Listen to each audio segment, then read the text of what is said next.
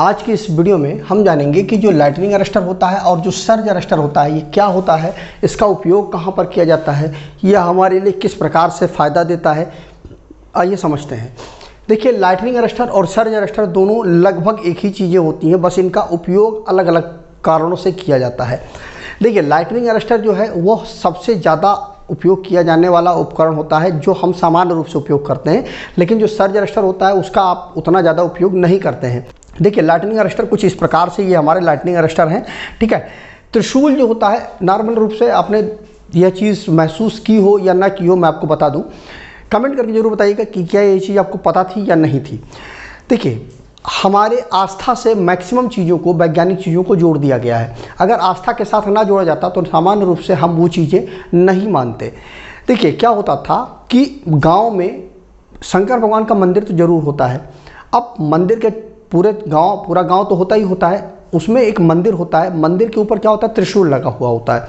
अब क्या होता है कि उस त्रिशूल क्या होता है, उसमें 3 होते हैं। ये देखिए, 1 2 3 इस प्रकार से 3 नुकीले होते हैं। तो यह जो त्रिशूल है, इसको शंकर भगवान की आस्था से जोड़ दिया गया है। वास्तव में है भी हमारा आस्था का विषय, लेकिन इसका एक वैज्ञानिक कारण भी है। वैज्ञानिक कारण ये है, देखिए, जो त्रिशूल है हमारा, वो एक लाइटनिंग अरेस्टर का भी काम करता है। देखिए, त्रिशूल जो होता है सबसे ऊपर लगा दिया जाता है, लाइटनिंग अरेस्टर भी सबसे ऊपर लगाया जाता है। देखिए, इसका ऊपरी हिस्सा देखिए नुकीला होता है, इस प्रकार से देखिए नुकीला है। त्रिशूल का भी ऊपरी हिस्सा देखिए इस प्रकार से नुकीला होता है। अब क्या होता है कि लाइटनिंग अरेस्टर का काम ये होता है कि हमें आकाशीय बिजली से सुरक्षा प्रदान करना। त्रिशूल भी हमें आकाशीय बिजली से ही सुरक्षा प्रदान करता है। कैसे करता है, आइए समझते हैं इसको भी डिटेल में। और ये हमारा सर्ज अरेस्टर है। सर्ज अरेस्टर का काम क्या होता है कि यह जो अचानक से आने वाली जो वोल्टेज होती है उससे हमें सुरक्षा प्रदान करता है। कैसे करता है वो आइए समझते हैं हम लोग। आपने बहुत बार देखा होगा कि बरसात के मौसम में हमारे जो इलेक्ट्रॉनिक जो उपकरण होते हैं वो खराब हो जाते हैं, या बहुत बार आपने देखा होगा कि हाई वोल्टेज के कारण हमारे उपकरण जो है वो खराब हो जाते हैं।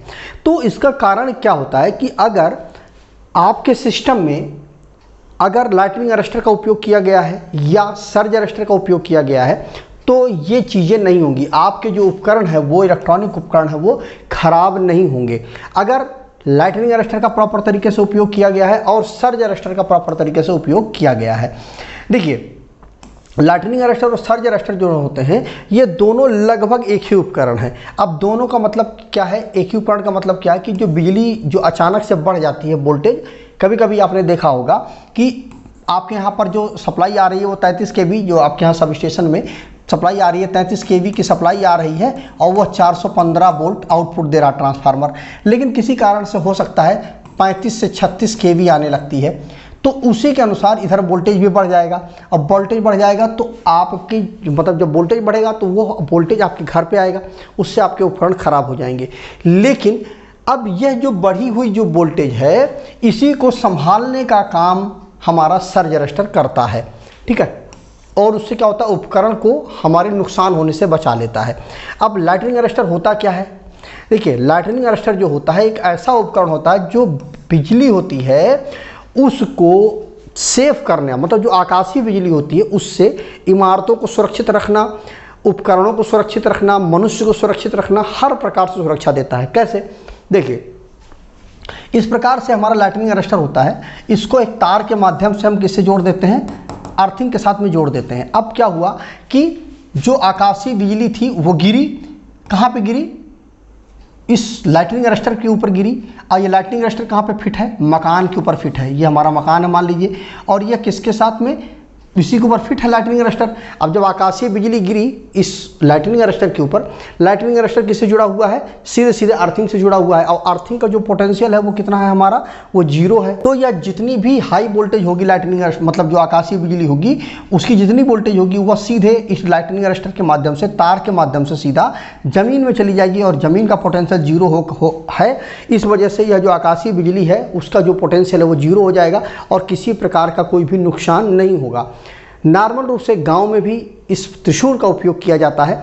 वहाँ पर क्या है, मंदिरों के ऊपर त्रिशूल फिट होता है। अब यह त्रिशूल जो होता है यह अर्थिंग के साथ में कनेक्टेड होता है, क्योंकि जो उसके जो पिलर होते हैं जो बिल्डिंग के, मंदिर के, वो अर्थिंग के साथ में कनेक्टेड होते हैं। अर्थ में ही, जमीन में ही काफ़ी गहराई पर होते हैं, उनमें सरिया होता है। अब ये जो पिलर त्रिशूल होता है या उस सरिया के साथ में वेल्डिंग होता है। जो भी आकाशीय बिजली गिरती है वह इसके माध्यम से वो क्या होती है, सीधे ज़मीन में चली जाती है। और यह त्रिशूल हम नहीं जानते, फिर भी एक लाइटनिंग अरेस्टर का हमारा काम करता है। आजकल जो एडवांस तरीके से इस प्रकार से लाइटनिंग अरेस्टर का उपयोग किया जाता है, इनमें क्या होता है कि हर बार उसमें एक मीटर लगा होता है, वो काउंट करता रहता है क्या कितना बार आकाशीय बिजली गिरी हुई है, तो इस प्रकार से ये देखता रहता है, बताता रहता है। तो ये जो हाई वोल्टेज होता है जो प्राकृतिक रूप से गिरता है बादलों के टकराने से, उसको कंट्रोल करने का काम हमारा लाइटनिंग अरेस्टर करता है और उससे जो नुकसान है उससे हमें बचाता है। अब यह कैसे काम करता है, जैसा कि मैंने आपको बताया कि जो भी आकाशीय बिजली गिरती है, चूंकि यह अर्थिंग के साथ में कनेक्टेड होता है, तो जो भी आकाशीय बिजली गिरती है वो इस लाइटनिंग अरेस्टर के माध्यम से, तार के माध्यम से उस आकाशीय बिजली को वो ज़मीन में भेज देता है। और इस प्रकार से जो हाई वोल्टेज होता है उस हाई वोल्टेज को ज़मीन में भेज करके वो जीरो कर देता है, जो लाइटनिंग अरेस्टर होता है। अब बात ये आती है कि यह ज़रूरी क्यों है, तो देखिए यह ज़रूरी इसलिए है कि अगर यह नहीं लगा होगा आपके सिस्टम में तो जो भी आकाशीय बिजली गिरेगी वह आपके इलेक्ट्रॉनिक उपकरण को ख़राब कर देगी, कंप्यूटर को ख़राब कर देगी, आपके टीवी वगैरह को ख़राब कर देगी, मतलब जो कुछ भी चीज़ें हैं वो सारी चीज़ें आपकी ख़राब हो जाएंगी आकाशीय बिजली की वजह से। और अगर ये लगा हुआ है लाइटनिंग अरेस्टर तो ये कोई भी नुकसान आपका नहीं होगा। तो इस प्रकार से हमारा लाइटनिंग अरेस्टर काम करता है। अब आइए समझते हैं कि सर्ज अरेस्टर कैसे काम करता है। तो देखिए जो सर्ज अरेस्टर होता है यह लाइटनिंग अरेस्टर का ही तरह सेम होता है, बस इसका काम केवल इतना अलग होता है कि यह जो अचानक से जो बढ़ने वाली जो वोल्टेज होती है, इस वोल्टेज को कंट्रोल करने का काम यह सर्ज अरेस्टर करता है। जैसा मैंने अभी आपको वीडियो की शुरुआत में बताया था कि मान लीजिए आपका जो ट्रांसफार्मर है वो 33 kV बाई 415 वोल्ट का है। अब मान लीजिए यहाँ पर 33 की जगह पर 36 kV यदि वोल्टेज आने लगा, तो ये जो बढ़ी हुई 3 kV की जो वोल्टेज है उसकी वजह से जो ट्रांसफार्मर का जो आउटपुट है वो आपका 415 वोल्ट ना होकर के ये कुछ ज़्यादा बढ़ जाएगा। मान लीजिए ये 450 वोल्ट हो गया। तो अब ये जो बढ़ी हुई जो वोल्टेज है एक्चुअल में आपके जो उपकरण हैं उनकी जो कैपेसिटी है वो 415 वोल्ट की है, लेकिन अगर उसको 450 वोल्ट मिलेगा तो क्या होगा, उसका इंसुलेशन ही तो डैमेज होगा। लेकिन अगर आपके सिस्टम में सर्ज अरेस्टर लगाया गया है तो वो क्या करेगा, इस प्रकार से हमारा सर्ज अरेस्टर होता है कि मान लीजिए ये हमारा ट्रांसफार्मर, आगे हमारा ट्रांसफार्मर लगा हुआ है और ये हमारा इस प्रकार से 33 kV की जो सप्लाई है वो आई हुई है, और फिर यहीं से उठ करके जो है हमारा ट्रांसफार्मर को सप्लाई जा रही है। और ये जो सर्ज अरेस्टर का जो नीचे वाला हिस्सा होता है ये अर्थिंग के साथ में कनेक्टेड होता है, ठीक है। अब इस प्रकार से मान लीजिए जो वोल्टेज है वो बढ़ी, वो इस प्रकार से तो क्या होगा कि सप्लाई यहाँ तक तो आएगी लेकिन इसके नीचे सप्लाई नहीं आएगी। नीचे वाला हिस्सा जो अर्थिंग के साथ में कनेक्टेड होता है, ऊपर वाला हिस्सा जो होता है वो सप्लाई के साथ में कनेक्टेड होता है। तो अब होता क्या है कि जितनी एक्सेस, इसमें एक गैप होता है, वो गैप क्या करता है कि जितनी मान लीजिए 33 kV है ना, तो 33 kV के लिए ही यह जो सर्ज अरेस्टर है वो डिज़ाइन किया गया है। तो 33 kV तक तो कोई दिक्कत नहीं है, 33 kV तक तो सप्लाई है वो यहीं तक आएगी। लेकिन जैसे ही 33 kV से ऊपर सप्लाई जाएगी, वोल्टेज जाएगा, तो जो मान लीजिए 34 kV हो गया, तो 1 kV की जो वोल्टेज बढ़ गई, उस 1 kV की वोल्टेज को वो क्या करेगा, केवल उतनी kV की वोल्टेज को, ये बीच का जो गैप उतना ही होता है कि उससे ज़्यादा जैसे वोल्टेज बढ़ेगा तो एक्सेस वोल्टेज को वो क्या करेगा, इसके साथ में कनेक्ट कर देगा और वह सीधे छाँ चला जाएगा, ज़मीन में चला जाएगा। तो 1 kV की जो सप्लाई है वो ज़मीन में चली जाएगी, बाकी 33 kV की सप्लाई को आके कंटिन्यू कर देगा। 36 kV हो गया तो 3 kV की सप्लाई को वो नीचे ग्राउंड कर देगा और बाकी 33 kV को वो आगे कंटिन्यू करेगा। सर्ज अरेस्टर का ये काम होता है। इस प्रकार से जो हाई जो लाइन में हमारे टावर होते हैं उनमें भी यही होता है। इस प्रकार से ये देखिए ये हमारा सर्ज अरेस्टर लगा हुआ है। इस सर्ज अरेस्टर का भी यही काम है, जो एक्सेस वोल्टेज होगी उसको वो ग्राउंड कर देगा, और ये जो किसके साथ में कनेक्टेड होता है, ये हमारा अर्थिंग के साथ में, ये मतलब इसकी बॉडी के साथ में कनेक्टेड होता है। और बॉडी किसके साथ कनेक्टेड होती है, ज़मीन के साथ में कनेक्टेड होती है।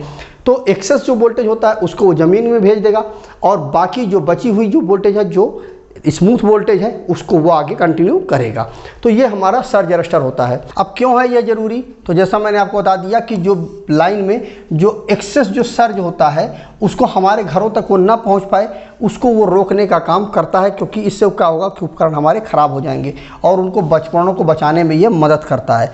दोनों में क्या अंतर है, दोनों में केवल इतना ही अंतर है कि जो लाइटनिंग अरेस्टर होता है वो क्या करता है, आकाशीय बिजली से सुरक्षा प्रदान करता है, और जो सर्ज अरेस्टर होता है वो अचानक से बढ़ने वाली जो वोल्टेज होती है, मान लीजिए फेस टू फेस सप्लाई हो गई, दो फेस आपस में टच हो गए तो उस कारण से वोल्टेज बढ़ जाएगा।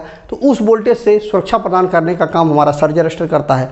इस प्रकार से ये भी हमारा सर्ज अरेस्टर है। तो इसमें भी क्या होता है कि इस प्रकार से आया और जो भी एक्सेस वोल्टेज होगी, ये क्या है, ये ज़मीन के साथ में अर्थिंग के साथ में कनेक्टेड होता है। तो जो भी एक्सेस वोल्टेज होती है उस एक्सेस वोल्टेज को वो ज़मीन में भेज देगा और जो नॉर्मल वोल्टेज होगी, जितनी वोल्टेज की ज़रूरत होगी उतना वो आगे कंटिन्यू कर देगा। तो ये काम होता है हमारा सर्ज अरेस्टर का। मुझे उम्मीद है कि आपको अच्छी तरह से क्लियर हो गया होगा कि लाइटनिंग अरेस्टर क्या होता है, सर्ज अरेस्टर क्या होता है, दोनों में क्या डिफरेंस होता है, इसका हम उपयोग कहाँ पर करते हैं और क्यों उपयोग करते हैं।